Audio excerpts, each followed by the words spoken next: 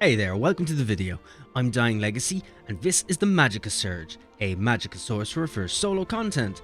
You'll find that this build has insane damage and incredible sustain, which means you're going to have absolutely no trouble going through veteran content solo and clearing out those veteran arenas without any issue. This is an easy build guide. We'll be going over the stats, the race, Mundus stone, our food, consumables and potions, followed by our gear, skills, passives and champion slaughterables. The detail will be minimum, so I'm only going to be going over anything that is necessary, but if you do want this guide in full detail, comment below and I'll see what I can do. For the race, it doesn't really matter what you play as, because after all this is ESO, and choice is the spice of life, so choose whatever you think is fun and go with it. But if I was going to make a recommendation, I would say you could start with a high elf, which is going to increase our magicka damage, as well as our max magicka pool. Or you could try a dark elf, which is going to give us some extra stamina and magicka, as well as increase our weapon and spell damage. Or you could even try out the Breton, which I don't think is completely necessary, but the Breton will increase our sustain, and our spell resistance and our magicka recovery. And top us off with a little bit of magicka, but we do have a lot of sustain on the build as it is when we are fighting larger mobs. But any race will do, so play whatever way you like, and whatever way you find more fun for you. The next up is our Mundus stone. In solo content, we prefer to use the Lover Mundus because that's going to give us an increase to our physical and spell penetration. But if you do happen to be playing in groups, you could use the Thief Mundus stone instead, just so you can increase your critical damage. For our food, we're using the Clockwork Citrus Fillet, which will increase our max health, stamina and our recovery.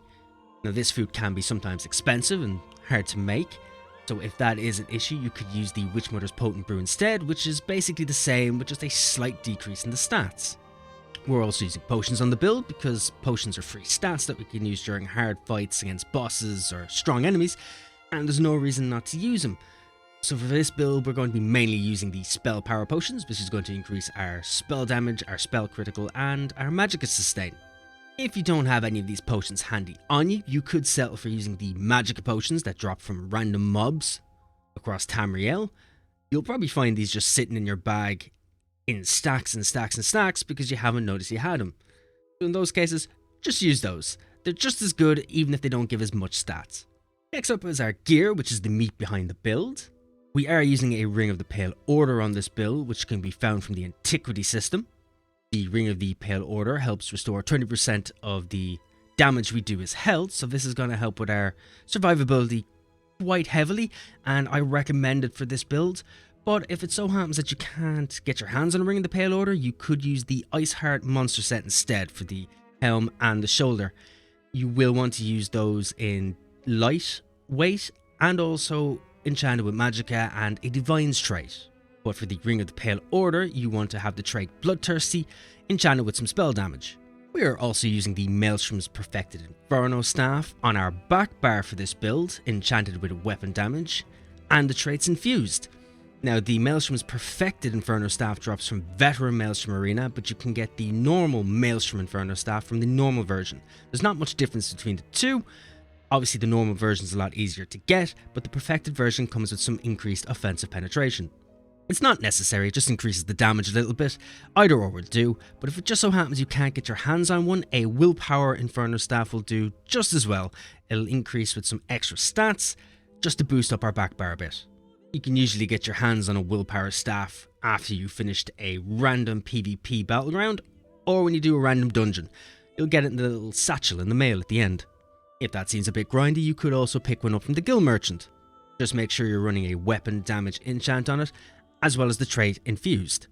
Now, next up is a monster set. You can slot this in either the head or the shoulder if you're not using Ice Heart instead of a Pale Order ring.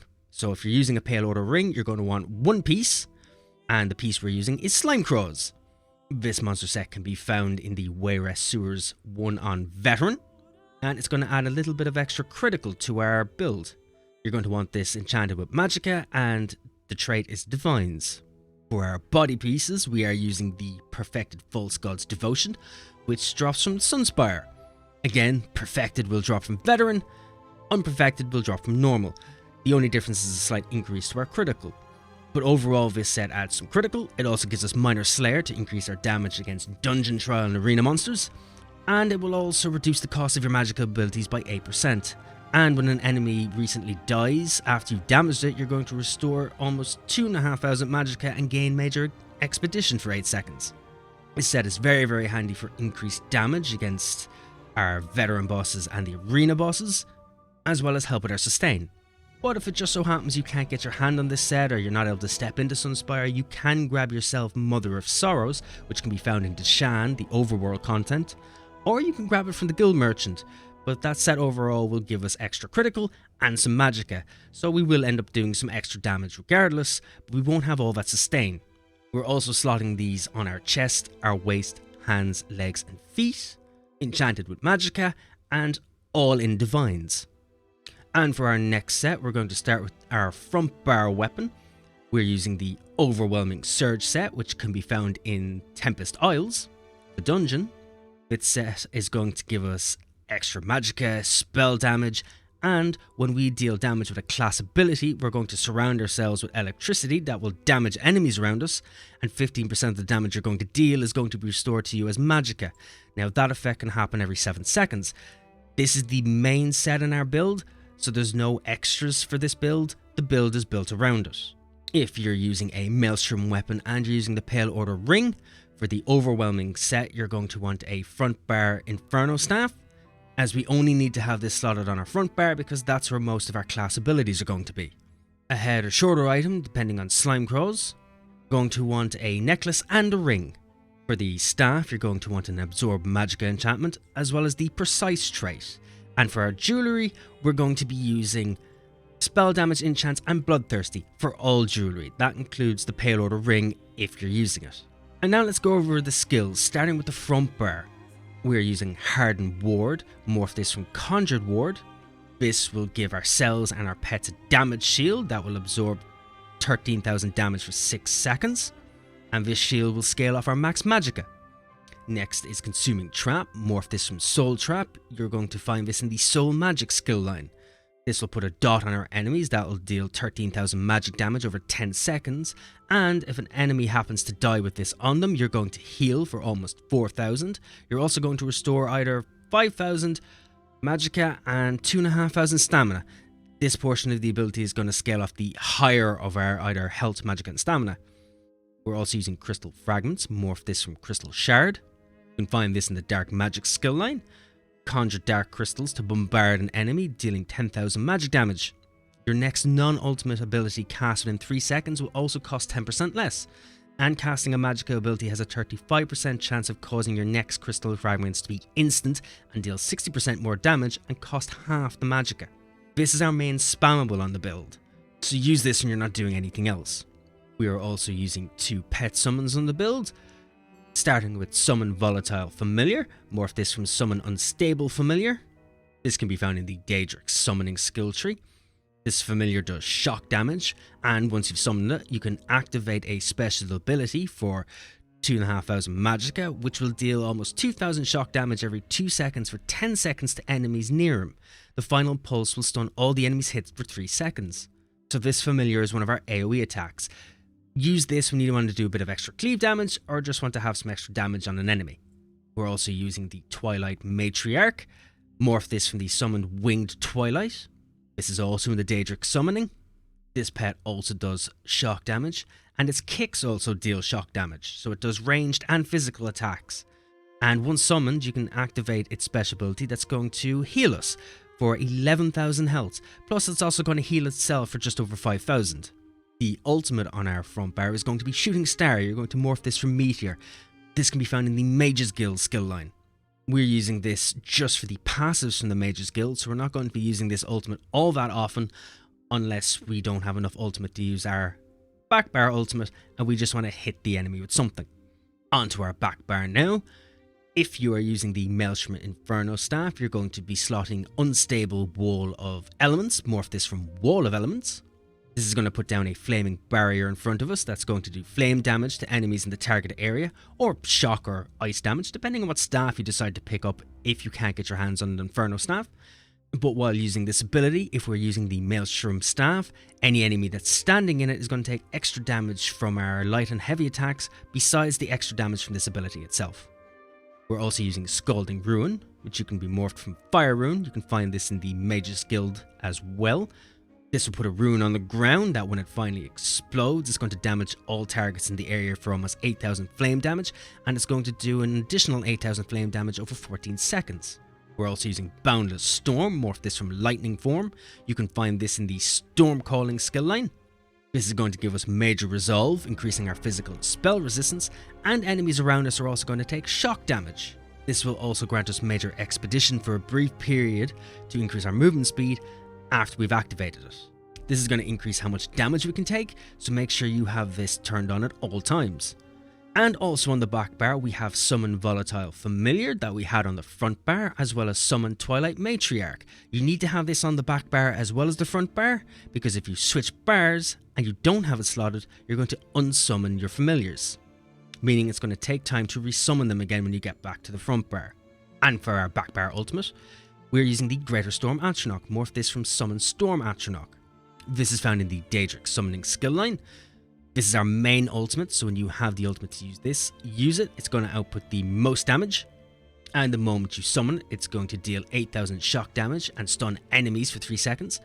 And the Atronach itself is going to zap the closest enemy, dealing 5,000 shock damage every 1 second. And if you're in group content, your party members can activate a synergy, which is going to grant the Atronach itself Major Berserk, increasing their damage done by 10% for 8 seconds. Now that covers the actual skills themselves. On to the passives. We're going to start with the Dark Magic skill line. We're going to want all of the passives in this skill line, as it's going to reduce the cost of our abilities. And when we use Crystal Fragments, we're going to heal for almost 2,000 health. And after blocking an attack, our health and magicka or stamina abilities cost 15% less. As well as anytime we use any of the moves in this skill line, we're going to grant ourselves Minor Prophecy for ourselves and our group, which is going to increase our spell critical for 20 seconds. In the Daedric Summoning skill line, we're going to want everything as well. This is going to help us get magicka back whenever our familiars' abilities end. It's going to reduce the cost of our ultimates, increase our health and stamina recovery by 20% for having summons on our bars, and it's also going to increase our health when we have summons on our bars. In the Storm Calling skill tree, we're also going to want all the passives, because these are going to increase our magic recovery, our physical and shock damage, and increase the damage we do against enemies by 1% for every 10% current health they have. And it's also going to increase our weapon and spell damage for every sorcerer ability slotted, which should be about 8% on each bar. We're using a Destruction Staff, so we're going to want to grab all of the passives for that, which includes Trifocus, Penetrating Magic, Elemental Force, Ancient Knowledge, and Destruction Export, which is going to give us extra abilities, more damage, our chances to apply status effects, and give us extra effects per staff. We'll pop into the Light Armor skill tree, because we're using 7 pieces of light armor, so we're going to want to grab all of those passes as well, so we can get extra spell penetration, extra weapon and spell critical rating, some spell resistance, and to help increase our magicka recovery, as well as reduce the cost of sprint. Into the Fighter's Guild skill line now. We don't have any of these abilities slotted, so we're only going to need one of the passives, which is Banish the Wicked. Grab this because you're going to generate 3 ultimate whenever you kill an enemy. So this passive is going to be active all of the time. It's going to help us get that Storm Atronach up a little bit quicker. Into the Mage's Guild, we want to grab all of these to get as much stats from this as possible. You'll find Mage Adept, Everlasting Magic, Magicka Controller, and Might of the Guild, which is going to reduce the cost of our Mage's Guild abilities, increase the duration, increase our max magicka and max magicka recovery for 2% for each Mage's Guild ability that's slotted, and also give us Empower, which will increase the damage of our light and heavy attacks for 40% for 3 seconds after we use a Mage's Guild ability. From there, we're going to pop into the Undaunted skill tree. There's only 2 passives in here. You want them both. Undaunted Command and Undaunted Metal. Undaunted Command is going to give us back health, stamina, and magicka when we use synergies. And Undaunted Metal is going to increase our max health, stamina, and magicka by 2% for every type of armor we're wearing, such as heavy, medium, and light. We're only wearing light, so we'll get 2% of an increase, but it's extra magicka, stamina, and health, so no matter what, grab it. Next up is the Assault skill line. Now there's only 1 passive in here we need, and it's just 1 skill point we have to put into it, but it just happens to be for ease of life use. It's Continuous Attack. This is just going to give us Major Gallop to help increase our mount speeds for when we're getting around the map. You don't have to take it, you don't need it, but it's there if you want it. And also then our racial passives, you want to grab all of them and just make sure you read over them so you know what they do. And one more ease of use ability is going to be in the alchemy skill line. It's medicinal use. If you're not going to get anything else from this skill tree, just make sure you grab that because it's going to help our potions last a lot longer. So our potion cooldown is going to be finished before the actual potion itself finishes, which is going to help the uptime immensely. Now with the passives done, we're going to have a look at the champion points. Starting with the warfare tree, we're going to grab ourselves Wrathful Strikes, which is going to grant us extra weapon and spell damage. We're also going to grab Fighting Finesse, which is going to increase your critical damage and critical healing. And Deadly Aim, which increases your damage done with single target attacks. And Master at Arms, which is going to increase the damage done with our direct damage attacks. Over into the fitness tree then, we're going to be grabbing ourselves Boundless Vitality to increase our max health. Fortified to increase our armor. Rejuvenation then is going to increase our sustain. And then we're going to grab Bastion, which is going to increase the effectiveness of our damage shields. And of course then there's the craft skill tree. You can grab whatever you want in here. These are just my recommendeds. But this tree is for yourself. You pick whatever you need and whatever you're going to be using that class for. But for me, I'm going to be taking Treasure Hunter just to get the increased quality from treasure chests, Rationeer to increase my food's duration. I'm also going to grab Liquid Efficiency just so when I use a potion I'm going to have a 10% chance not to consume it. And I'm also going to be grabbing Steed's Blessing. This will increase your out of combat movement by a few percent so you can get around dungeons and public dungeons, arenas, overland content, just that little bit quicker. And that covers the Magicka Surge build for Magicka Sorcerers. I hope you found this build useful, and if you'd like to see more content, feel free to like and subscribe. I'd really appreciate it. And I'd definitely like to hear your feedback, the opinions, or just general banter about the build. So feel free to comment below. And hey, if you're itching for more content and you want to see these builds come to life or just be part of the journey, you can catch me on Twitch at twitch.tv/dyinglegacy. I also have a Twitter and an Instagram. Well, thanks for watching. Keep being you. I'll have another build up soon. And keep being awesome.